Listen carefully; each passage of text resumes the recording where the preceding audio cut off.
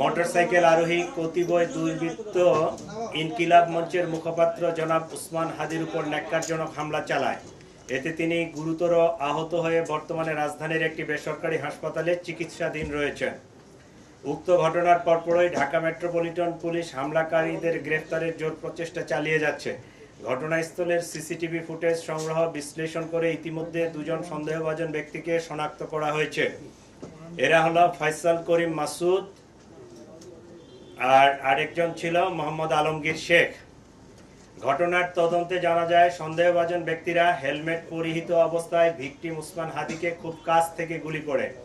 ঘটনার প্রকৃত রহস্য উদ্ঘাটন ও শনাক্তকৃত সন্দেহভাজনদের গ্রেপ্তারের ইতিমধ্যে বিভিন্ন স্থানে অভিযান পরিচালনা করা হয়েছে এবং অভিযান চলমান রয়েছে।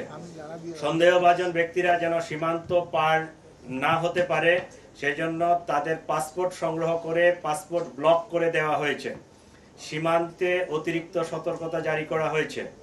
এছাড়াও সন্দেহভাজন ব্যক্তিদেরকে গ্রেফতারের সহযোগিতার জন্য গণপ্রজাতন্ত্রী বাংলাদেশ সরকারের পক্ষ থেকে 50 লাখ টাকা পুরস্কার ঘোষণা করা হয়েছে।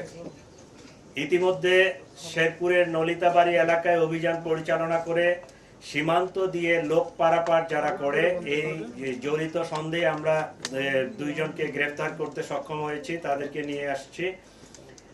আর র্যাব মোটর সাইকেলের যে মালিক মনে করছে এরকম একজনকে র্যাব আটক করে আমাদের হাতে সোপর্দ করেছে।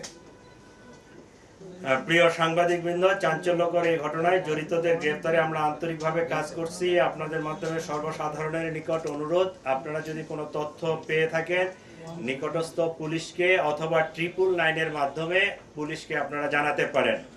আপনারা আরো জানবেন যে সেই অপারেশনের দিনে যে মোটরসাইকেলটি ব্যবহৃত হয়েছিল এটা আমরা উদ্ধার করতে সক্ষম হয়েছি।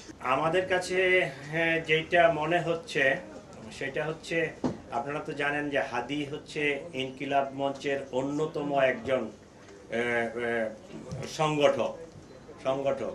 তো এইটার যারা রাইভাল, যারা এটাকে পছন্দ করে নাই, যারা এটার প্রতিপক্ষ, তারাই তাকে টার্গেটেড একটা কিলিং করার জন্য এই হামলাটা করেছে।